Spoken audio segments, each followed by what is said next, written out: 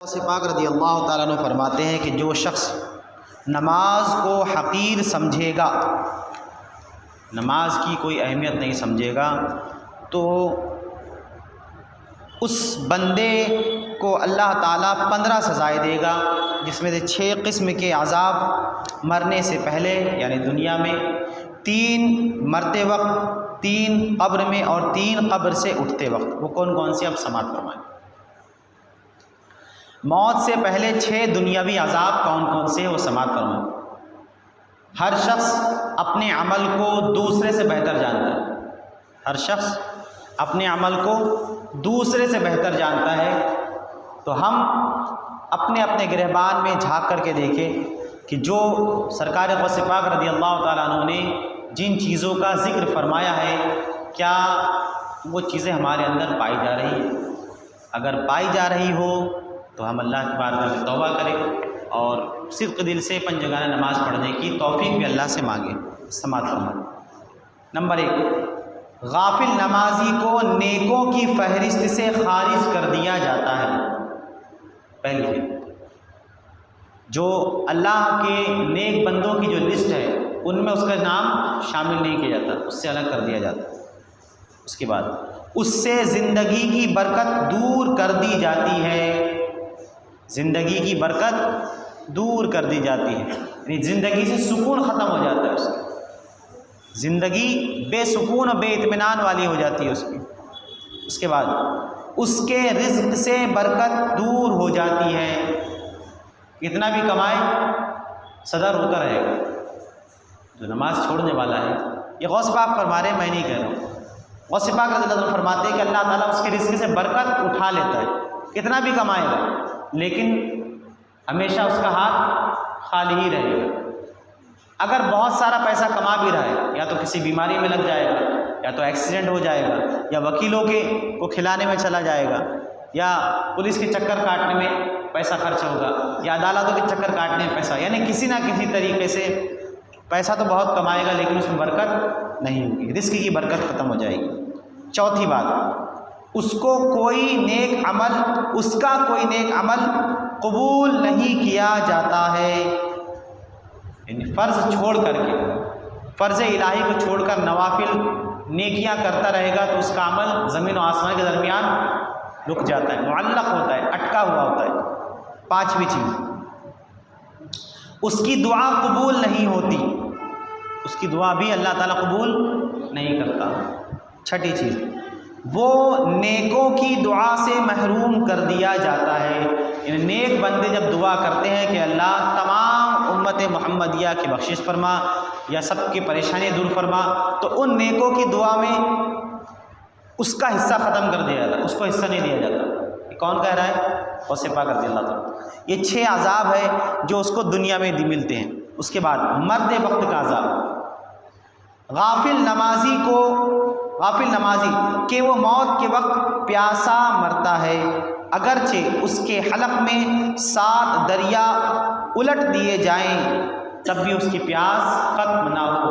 اتنی پیاس کی شدت موت کے وقت بے نمازی کو یا نماز میں غفلت کرنے والے کو ہوتی ہے۔ یہ غوث پاک رضی اللہ تعالیٰ عنہ کا فرمان ہے۔ اللہ تعالیٰ ہمیں ایسی موت سے بچائے۔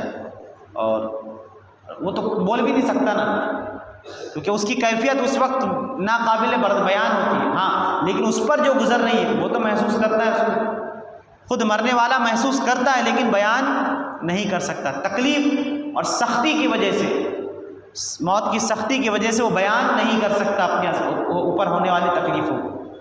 آگے فرماتے ہیں، دوسرا موت کے وقت کا عذاب، اس کی موت اچانک ہوگی، یعنی توبہ و استغفار کی مہلت نہیں ملے گی، اس بندے کو توبہ کی توفیق نہیں ہوگی، توبہ کی توفیق میسر اس کو نہیں آئے گی۔ اگر کسی کو ہو جائے تو اللہ کا فضل ہے۔ آگے تیسری چیز، اس کے کاندھوں پر دنیاوی چیزوں کا بوجھ اس قدر ہوگا کہ وہ بوجھل ہو کر جائے گا، یعنی جب وہ جائے گا تو ہائے میری دنیا، میرا گھر، میرا مکان، میری دولت، میرا یہ میرا وہ، اسی فکر کے ساتھ وہ دنیا سے جائے گا۔ آخر تک اس کو یہ توفیق بھی میسر نہیں ہوگی کہ وہ توبہ کر لے، اللہ کو راضی کر لے اور دیگر نیک کام وہ کر لے، اس کی توفیق اللہ تعالیٰ اس سے چھین لے گا۔ یہ غوث پاک فرماتے ہیں یہ کہ مرتے وقت کا عذاب۔ اس کے بعد قبر کے 3 عذاب کون کون سے وہ بھی سماعت فرمائیں۔ اللہ اکبر۔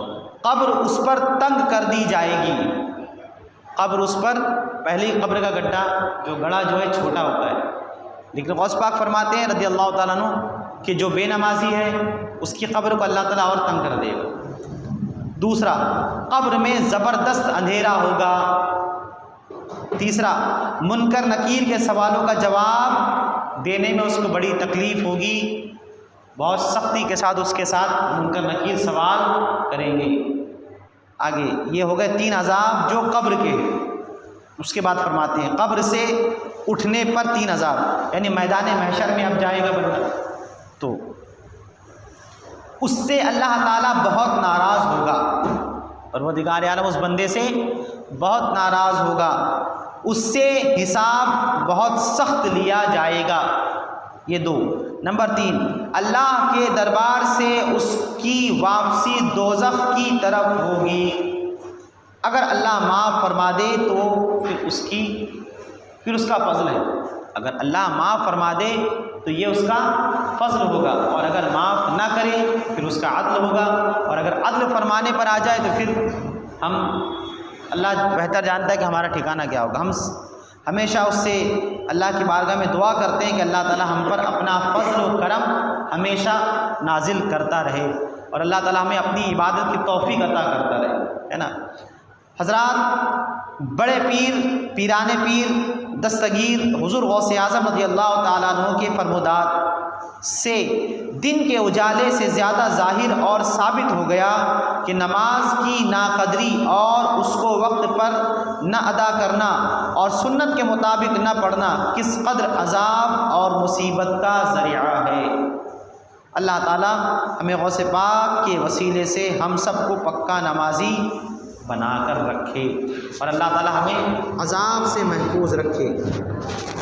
اور سماعت فرمایا یہ وہ عذاب تھے جو بے نمازی کے ساتھ الگ الگ، یعنی موت سے پہلے دنیا میں، موت کے وقت قبر میں، اور میدان محشر میں ہوگی۔ یہ زندگی بڑی مختصر ہے، 50 سال، 60 سال، 70 سال، اس کے بعد نہ جانے کتنے سینکڑوں سال تک ہمیں قبر کی گود میں سونا ہے، اس کے بعد پھر 50,000 سال تک میدان محشر میں کھڑا رہنا ہے، اس کے بعد پھر جنت یا دوزخ، اس کے بعد کا منظر ہے۔ تو اس مختصر سی زندگی میں جتنا ہو سکے ہم سب کثرت کے ساتھ اس رب کو یاد کریں جس رب کے پاس ہمیں واپس جانا ہے نا۔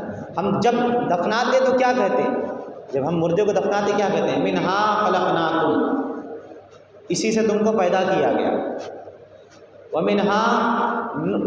منہا خلقناکم وفیہا نعیدکم، اور اسی میں تم کو واپس لوٹا دیا گیا، ومنہا نخرجکم تارۃ اخری، اور اللہ فرماتا ہے کہ ہم تم کو دوبارہ اسی مٹی سے واپس میدان محشر میں اپنے پاس بلا کر کھڑا کریں گے۔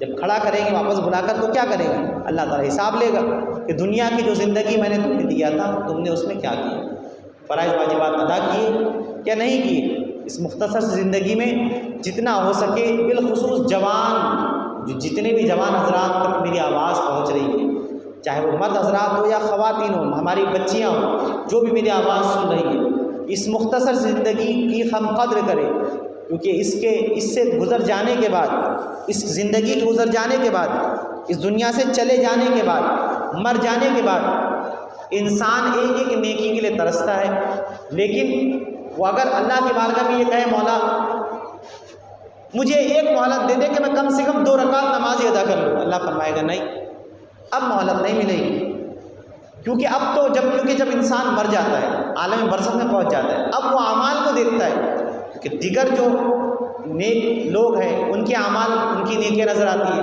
اور کوئی ایصال ثواب کے ذریعے کچھ بھیج رہا ہے کچھ پڑھ کر، تو وہ اجر و ثواب اس کو نظر آتا ہے، تو وہ یہ کہتا ہے کہ مولا مجھ کو دنیا و معافیہ سب لے لے، دنیا میں جو کچھ سب لے لے، مجھ کو صرف 2 رکعت پڑھنے کی مہلت دے دے۔ 2 رکعت نفل پڑھنے کی اجازت مانگتا ہے بندہ، لیکن اللہ تعالیٰ اس کو مہلت نہیں دے گا، جب تک مہلت دی تب کیا تب کیوں نہیں ادا کیا، ہے نا۔ اور حدیث پاک میں اللہ کے نبی صلی اللہ تعالیٰ علیہ وسلم ارشاد فرماتے ہیں کہ جب بندہ مر جاتا ہے جب اس کو قبر میں دفنا دیا جاتا ہے تو وہ بندہ، جیسے ایک آدمی پانی میں ڈوب رہا ہے، پانی میں کوئی ڈوب رہا ہے، تو جب پانی میں ڈوب رہا ہے اور ہم کنارے پر لوگ کھڑے ہوں تو وہ کیا کرے گا؟ چلا پکار کر کے ان لوگوں سے یہ آس اور یہ امید رکھے گا کہ کوئی مجھے بچا لے، بچاؤ بچاؤ کر کے آواز دے گا کہ مجھے بچا لے۔ تو حضور فرماتے ہیں بس یہی کیفیت مردے کی ہوتی ہے کہ وہ اپنے اقربا سے یہ گزارش کرتا رہتا ہے کہ تم میرے لیے کچھ بھیجو، کوئی عمل کرو، کوئی نیکیاں کرو، ایصال ثواب میرے لیے کرتے رہو، یہ اس کی آرزو ہوتی، تمنا ہوتی ہے۔ تو آپ جب بھی نماز پڑھتے ہیں، جب بھی آپ نماز پڑھتے ہیں نا، تو نماز پڑھنے کے بعد آپ کے جتنے مرحومین ہیں ان سب کے لیے ایصال ثواب کی دعا ضرور کیا کریں۔ ہر نماز کے بعد اپنے ٹوٹے پھوٹے الفاظ میں جیسا ہی ہو سکتا ہے اللہ کی بارگاہ میں ان کے لیے جو بھی آپ نے کچھ پڑھا ہے، کچھ صورتیں پڑھے ہیں، کچھ وظیفے پڑھے ہیں، تو اس کا ایصال ثواب ان کے لیے کیا کرے ہر نماز کے بعد۔ اور اگر والدین ہیں تو ان کے لیے بالخصوص کیا کرے، کیونکہ جب اعمال نامے ہمارے یعنی ہم جو ایصال کرتے ہیں ان تک پہنچتا ہے تو ان کو بہت خوشی ہوتی ہے، بے انتہا خوشی ہوتی ہے، ایسی خوشی ہوتی ہے کہ ان کا ٹھکانہ نہیں ہوتا۔ جیسے ڈوبتے ہوئے کو ٹنکے کا سہارا کہتے ہیں، تو ان کے لیے وہی سہارا ہوتا ہے۔ تو غوث پاک رضی اللہ تعالیٰ عنہ نے بے نمازی کے متعلق یہ چیزیں بتائی ہیں، اور ہمارے پاس ابھی زندگی ہے، اور کب تک ہے، کب آج ہم یہاں موجود ہیں، نہ جانے ہم میں سے کل کون رہتا کون نہیں رہتا۔ آج میں بول رہا ہوں، ہو سکتا ہے کل اعلان ہو کہ فلاں صاحب کا انتقال ہو گیا، ان کی نماز جنازہ فلاں وقت ادا کی جائے گی۔ کسی کی زندگی کی کوئی بھروسہ نہیں، تو جو زندگی ملی ہے اس میں ہم اللہ کی عبادت کریں۔ زندگی بے بندگی شرمندگی، اللہ تعالیٰ اس زندگی سے ہمیں بچائے اور اپنی عبادت کی توفیق ہمیشہ ہمارے پر فرمائے۔ اور غوث پاک